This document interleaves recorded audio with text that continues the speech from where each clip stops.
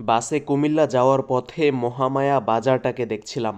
মহামায়া বাজার, যেটা কিনা চাঁদপুর সদর উপজেলার মধ্যে অন্যতম জমজমাট একটা বাজার। বাজারের দিন ছাড়াও এই মহামায়া বাজারে অনেক ভিড়ভাট্টা থাকে।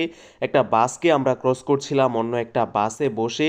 মূলত প্রচুর ভিড়ভাট্টা, রাস্তায় হকারদের আনাগোনা, সব মিলিয়ে রাস্তাঘাটগুলো অনেকটাই সরু হয়ে যায় এই মহামায়া বাজারে।